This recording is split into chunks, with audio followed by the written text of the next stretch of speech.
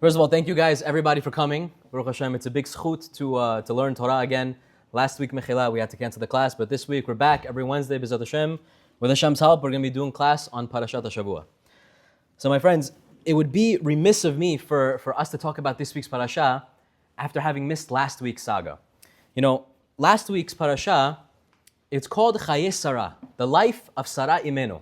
Now, it's interesting because you have this mother figure, right? You have Sarah Imenu, you have Avraham Avinu, these two patriarchs and matriarchs of the Jewish dynasty. Of everything that we have today all comes from one source, right? It comes from Hashem and it comes down to Adam, to Noach, to Avraham, to Sarah.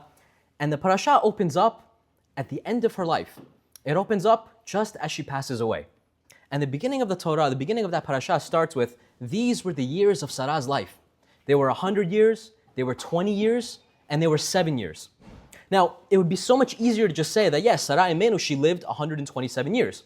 What's the reason that the Torah breaks it up and says 100 years, 20 years, and 7 years? Now, there's a lot of explanations for it, but I think one of the most famous ones that Rashi brings down, he says that at 100 years old, she was as pure from sin as she was at 20. We know at 20 years old, that's when a person starts to become chayav, starts to become obligated to what he does from heaven, at 20. And at 20 years old, she was as beautiful as she was at 7. Now, it's interesting to say that a child at 7 years old has this beauty. We don't usually associate beauty with a 7-year-old. But what the Torah is trying to teach us here is that a beauty of a 7-year-old is one that's not provocative. It's one that's not evocative. It's not one that's meant to attract. It's one that just is. It just is beautiful. So Sarah at 20 years old just had this purity to her, that at 20 she was as beautiful as she was at 7. And at 100, she was as pure from sin as she was at 20. And then Rashi goes on to explain, after he explains why the Torah breaks down to 100, to 20, to 7, he says all the years of her life, kulan shavin latova, that all of them were good. Now, this is where the Torah begs us to take a pause. How can all the years of Sarah Imenu's life have been classified as good? Let's break down a little bit of where she came from. First of all, she's married to Avraham Avinu. We know the Mishnah teaches us that Avraham Avinu, he went through 10 tests. Each of these tests was more difficult than the last. He had to leave his birthplace. He had to go, he didn't have a child for many years. He had to go and give himself a circumcision. He had to go and do so many things that were outside of his comfort zone, and all the while he had a wife, Sarah Imenu, that was by his side. Now let's talk about a little bit of what she had to go through. She was kidnapped by Pharaoh. She was kidnapped again by a man named Avimelech. She was barren for 9 decades of her life. She was childless. And the Torah says that all the years of her life were good. Now, this is asking us to understand, how can all the years of Sarah Imenu's life be good? You know, there's a story that's told that there was a man that one time, in the early 1900s, he found himself in one of the shtetls of Europe. And he goes into the shtetls of Europe, and he goes into the synagogue, and he sees just across the hall from the synagogue, he sees that there's a cemetery. And he says, you know what, while I'm waiting for the rabbi, while I'm waiting for my appointment here in the synagogue, let me go and see what's going on in the cemetery. He goes into the cemetery, and he sees that there are myriads of headstones. And on each of these headstones, he sees this person lived 13 years. This person lived 11 years. This person lived 9 years. He said, Yishtabach Shemo, everybody in this town died before they were the age of 15. How can that be? So he goes to the rabbi, he says, Rabbi, I need to know, what is it that the people of this town are doing so that at least I know not to do what you're doing?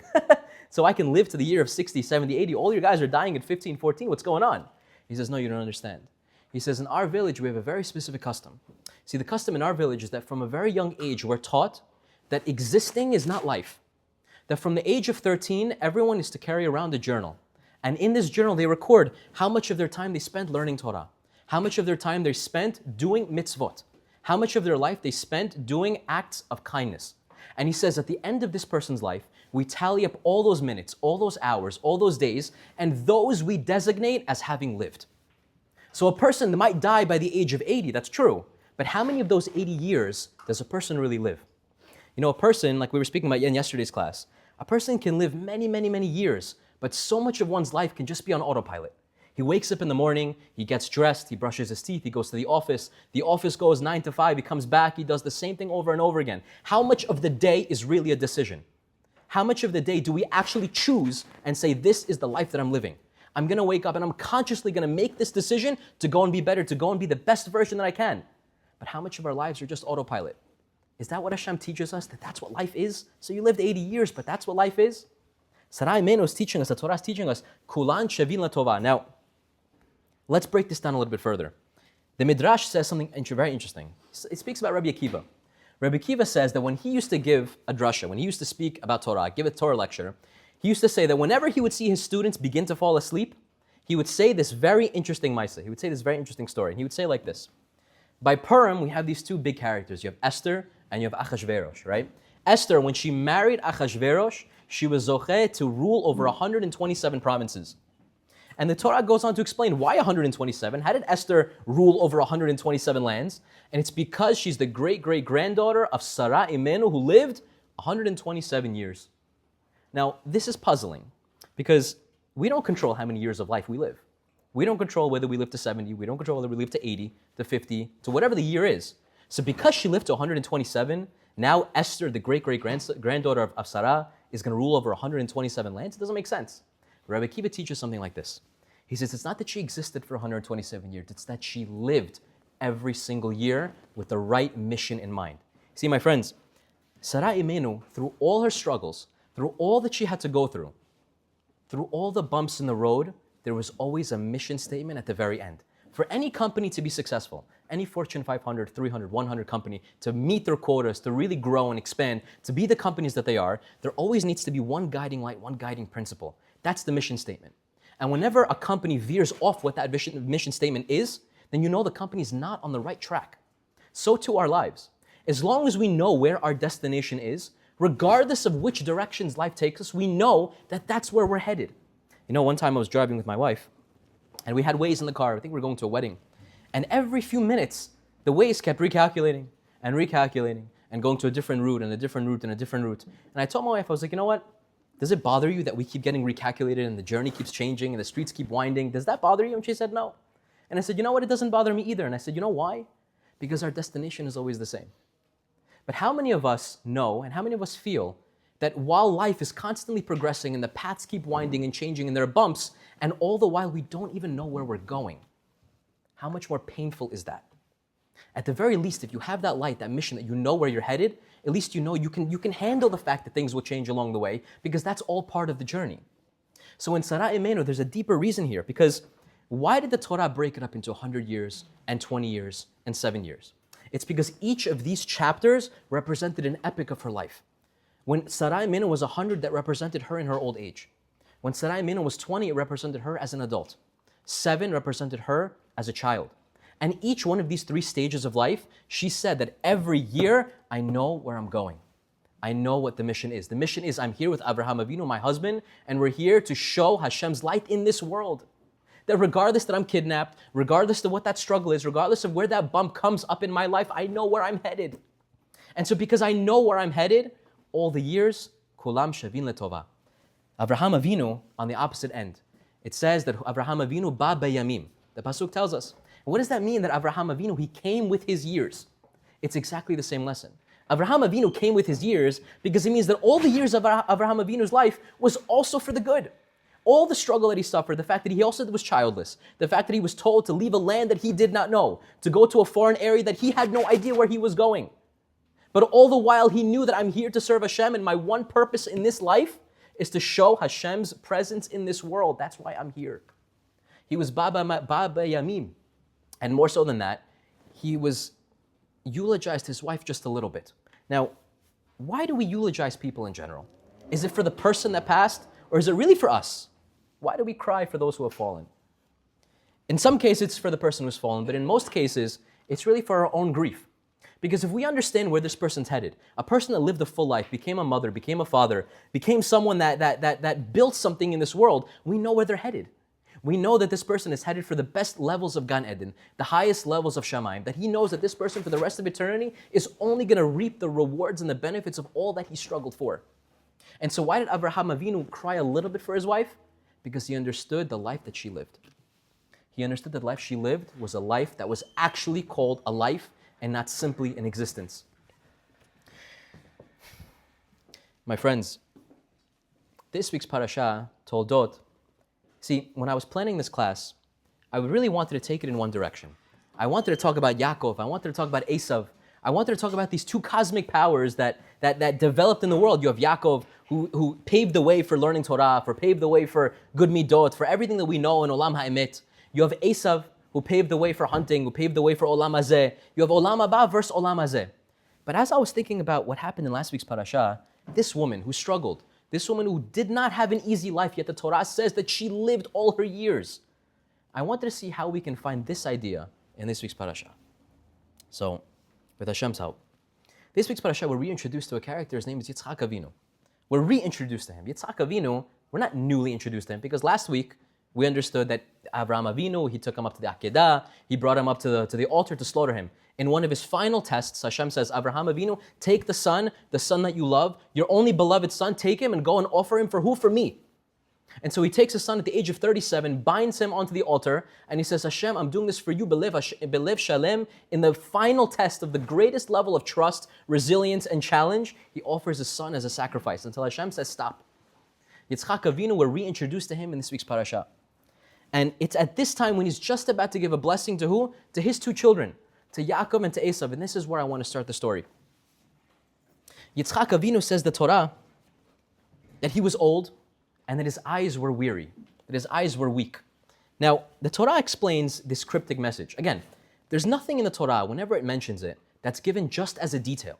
There's nothing that's said in our Torah just because that's what it was historically. Our Torah is not a history book.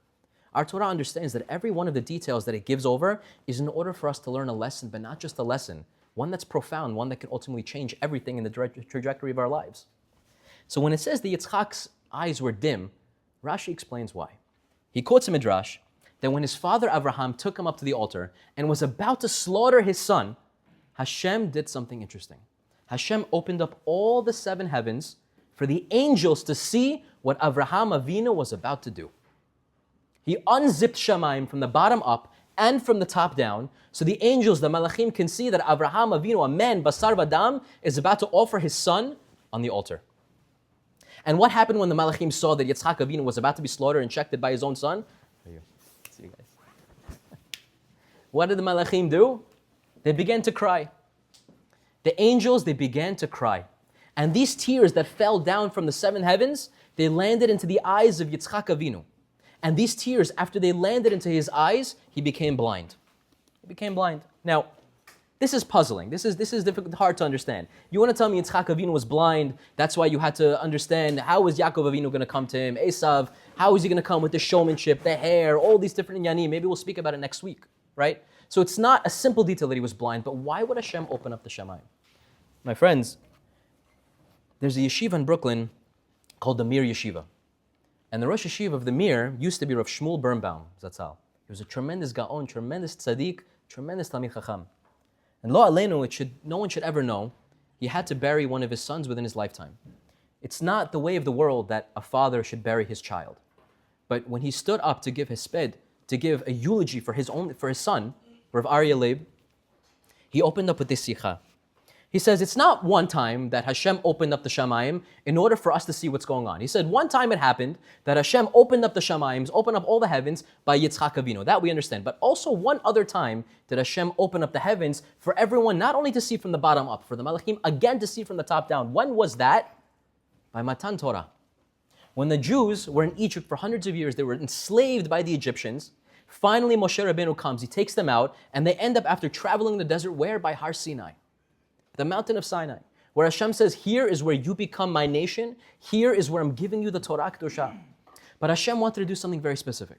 Hashem said, at this point, when I say the first commandment, Anochi Hashem Elokecha, before I say Anochi, I want all of my children, all of my Jews right now to look up and see who see me.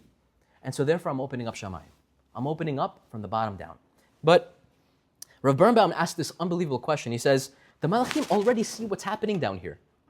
They already have this vision, these heavenly screens, that they see what we do, they see how we act, they see the mitzvot that we do. What's the reason that Hashem needed to open up the Shamayim from the bottom up? One way I get it.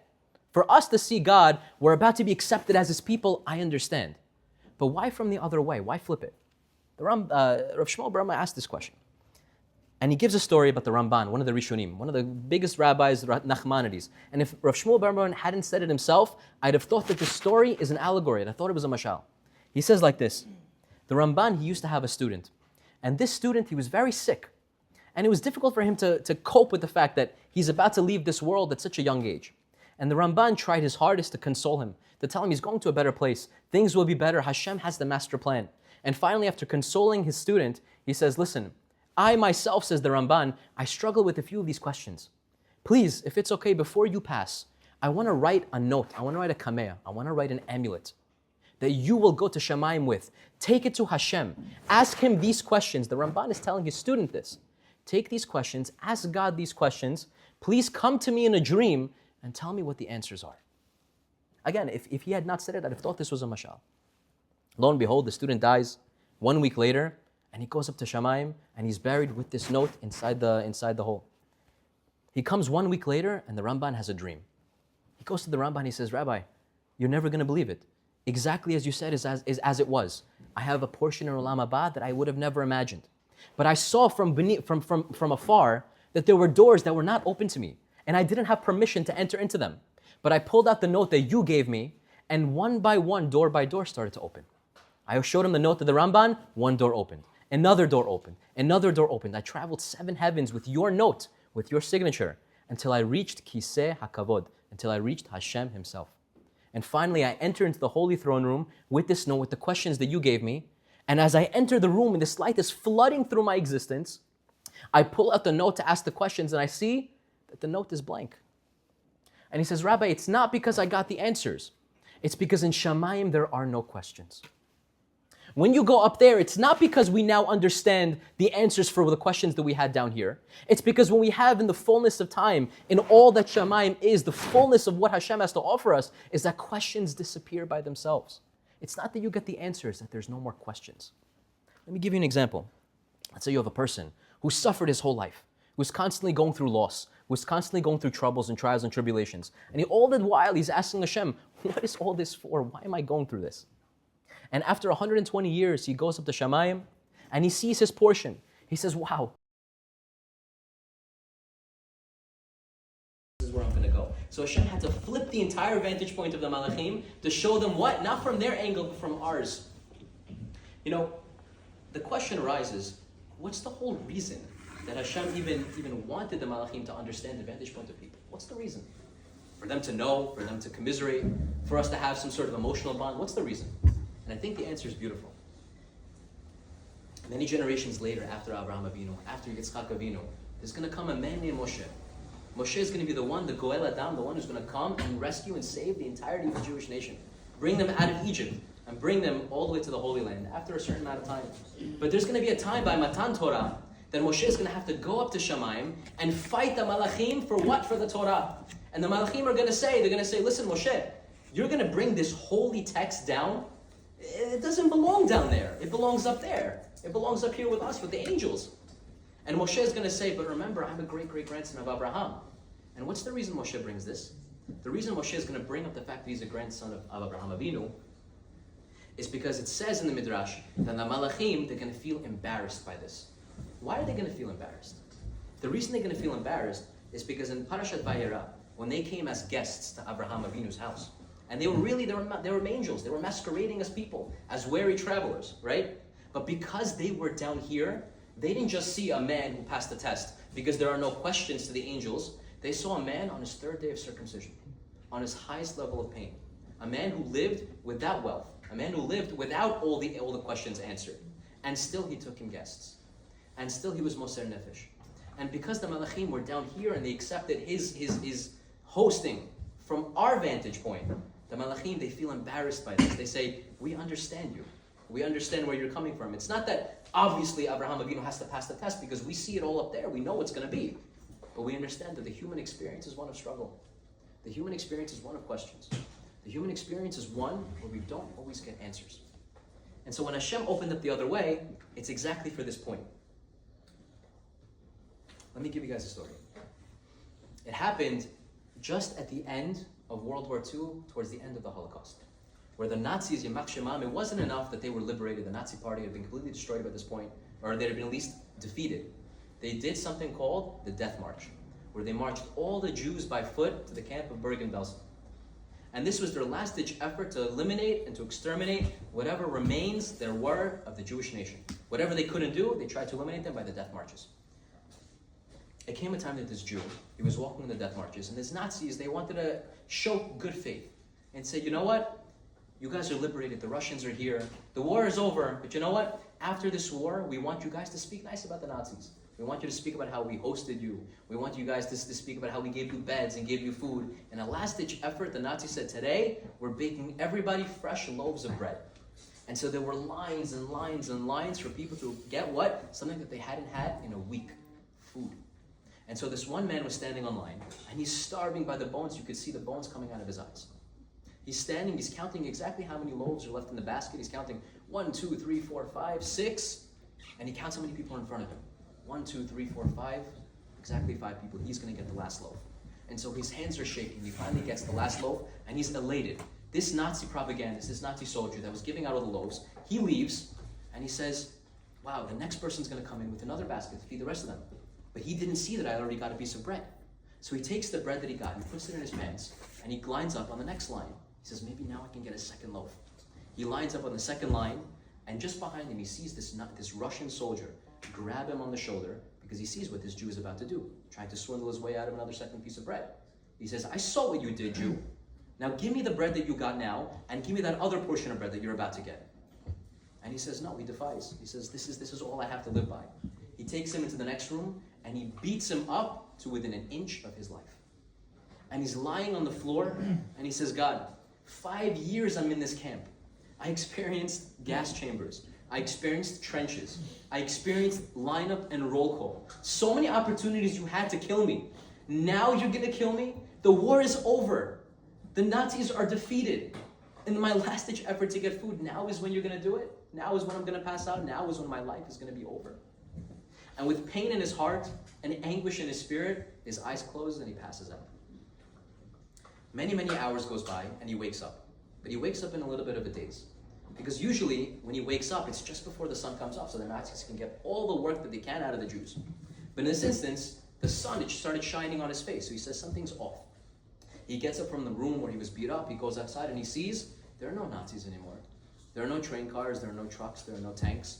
All he sees are sea of dead bodies and bread all over the floor. He understood that in a last-ditch effort, this wasn't a nice active gesture by the Nazis. They poisoned every single roll. Every single roll that they gave out to the Jewish people, they poisoned each of them. And what he thought was an act of deliberation to end his life, where he came to Hashem and he said, God, just give me a reason to understand why you're doing what you're doing, was really all a glimpse into Shamayim to show him that I was really just saving you. And he said in this moment, he felt like he was close, like he himself, like his neshama itself was liberated. You know, there's a fascinating idea because it's difficult to understand. Not always are we zocheh to understand why things happen the way they do. You know, in the fullness of time, we'll understand why things happen the way they did. And within the full human experience, we'll know at the end of days why things had to be the way they were. But not everybody is zocheh to understand why. And not everybody is zocheh to even get these glimpses like this man in the camp did. Not everyone's zocheh to get this glimpse like the Ramban did. Not always do we understand that the questions that are not questions, do we get answers that we're supposed to get. But I think one of the most powerful ideas is taught in this week's Parashat. The fact that Yitzchak's eyes grew dim teaches us one thing. It teaches us that because Hashem gives you struggle, because Hashem gives you a life that is not smooth, that itself is the glimpse into Shamayim to show you that that is the answer to your pain. That because Hashem gave you struggle, that is really evidence that He knows you can make it through. Let me explain what I mean. You know, the Mishnah in Avot, it's a fascinating Mishnah. It says, Rabbi Yehuda ben Tema Omer, Have as kanamer. There's a rabbi, Rabbi Yehuda ben Tema, and he says, be light like an eagle. Now, if I was writing this Mishnah, there's a lot of winged creatures that I would say that are much lighter than an eagle. I would say, if you want to be light like a butterfly, be light like a moth, be light like a fruit fly, right? I wouldn't say be light like an eagle. I wouldn't use that as my first example. But the reason that Rabbi Yehuda ben Tema says that weight and the heaviness of an animal, an animal, an eagle can be 10 to 15 pounds. A butterfly is what, a couple ounces? A moth is a couple ounces. So why does the Torah teach us that we have to be light specifically like an eagle? It's because it's for this reason. It's not the heaviness of the animal that dictates exactly how high we soar. But it's because when Hashem created the eagle, He created it with a long enough wingspan such that every time it flaps its wings, it can climb and soar higher than any winged creature in the entire world. Is that despite the fact that it has its heaviness, despite the fact that it has its weight, much more so than anything else, Hashem also gave it the skills and the apparatus to fly higher despite of the weight that it carries. So how do we understand this in our lives? It's because Hashem gave us pain. Hashem gave us struggles and questions that we don't have answers to. But just know exactly because He gave you those things, He also gave you the wings to fly higher, to overcome all that you're going through. You know, it's so easy to be myopic and look at only the difficult parts of it. But reality shows that Hashem always implants within the person not just the struggle that they have to live through, but also the ability to overcome every single part of it as well. You know, there's a story that I think ties this whole idea together. There was a man, his name was Yaakov Stein. Yaakov Stein, he wasn't a rabbi, he was a simple man. He was one of the men that used to live in the small shtibelech, right? He was a man who was of simple means, no one too fancy, no one too famous. The whole neighborhood never knew his name particularly, but they knew him as a good man. And this man, what was his vocation? He used to be a watchmaker. He was a watchmaker, used to fix watches, tinker with the gears, tinker with the faces, whatever it was. But this man, he lived a life that was just purely for existence. He would eat for the sake of eating. He would sleep for the sake of sleeping. He would breathe only because he needed to sustain the life that he lived. Many, many years went by after a certain tragedy that fell upon Yaakov Stein. What was the tragedy? So Yaakov, he used to have a wife. He used to have 2 girls. But it happened upon one night that one of the wires came loose into his house, and a fire broke out inside the entire house. And this fire consumed his wife, his 2 children, and he was the only one who made it out alive. And from that moment on, he never forgave himself for the fact that he couldn't save his wife, the fact that he couldn't make his children come out of it in a proper sense, in the way that he can sustain his family. And he ate himself up every single day. He was a ghost at the Shiva. He was a ghost for the rest of his life, a life that was just merely in existence. It happened one time that one of the yeshiva bachrums, they came to his house on a Friday night. And the Friday night said, Rabbi Yaakov, what's going on with your life? Like, what's going to be? No one knows about you. You're not going out. You're not doing mitzvot the way you should. You're not really showing. There's no sense of life within you. He says, this is all I have. All I have is my job. My job is just to fix watches. This yeshiva bachur comes to him after Shabbat and he says, listen, I also have a watch. Maybe you can fix my watch. So he goes, he fixes his watch, he tinkers with it, and he returns it to the boy. And the boy realizes to himself, he says, I actually don't have the means to pay you. I actually don't have the funds. I'm just the yeshiva bachur, but maybe I can owe you a debt of gratitude. Maybe I can do something in your home to help you. Instead of paying it monetarily, I can pay it with some sort of service. And he says, maybe I can clean your attic. Is it okay if I clean your attic? And Yaakov gestures with his hand and he says, no problem, just do what you got to do. He goes to his attic, and this boy, he notices something. He finds something from amongst the rubble, and he brings it downstairs. He says, Rabbi Yaakov, look what I found. And under a dusty piece of towel, he unwraps a picture. And this picture showed him, his wife, and his 2 children, with a burnt picture frame all around. And for the first time, maybe in 7 years, Yaakov cracks a smile. He finally feels that this is what life was. And this boy, this yeshiva boy, says, Rabbi Yaakov, turn it around. And on the other side was 5 words in the handwriting of his wife. Don't forget to live today.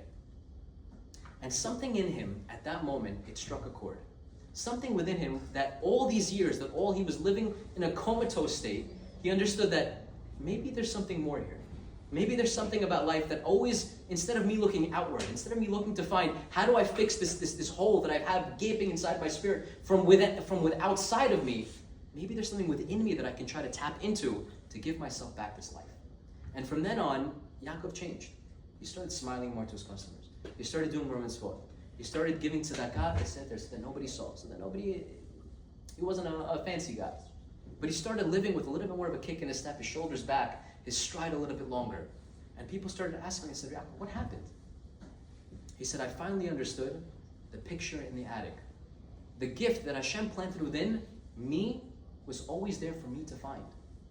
It's not that when Hashem gives us struggle, when Hashem gives us a life that's hard, it's that we always look for outside of ourselves to find, how can somebody help me? How can somebody support me? How can somebody bring me up from within this pain? But Hashem says, I made the eagle light not because it's light in weight, but because its wings can carry it higher than any other animal. Yaakov said, I learned from this lesson one thing and one thing alone. That when Sarai Imenu had this life, and the Torah teaches us that Kulan Shavim Torah, that every single year was good, it's not because it was a life that was not troubling, a life that was devoid of struggle. It's because she had it within herself to not only overcome all of it, but to prove that that is what life is. To have that focus, that mission, that's constantly framed above our heads. That picture in the attic that if we say, this is why I'm here, every day of our lives is a life that can be lived to the fullest extent of what it is. Sarah lived this way. Abraham Avinu lived this way. Yitzchak Avinu with his dim eyes taught us this lesson. It's not that we always have to have the answers. And it's not that for us to always ask, why does Hashem do what He does? It's for us to understand that because He gives us struggle, He knows I can overcome it. And because He knows I can overcome it, I can soar higher than anyone that I know. B'ezrat Hashem, we should be zocheh to always not only identify the struggles that are within us, but understand that we also have the koach and the strength to overcome them and live a life that's baba yamim. Every year of life should be one that's purposeful, so that at the end of it we can say we lived a life that's full. Jazakallah.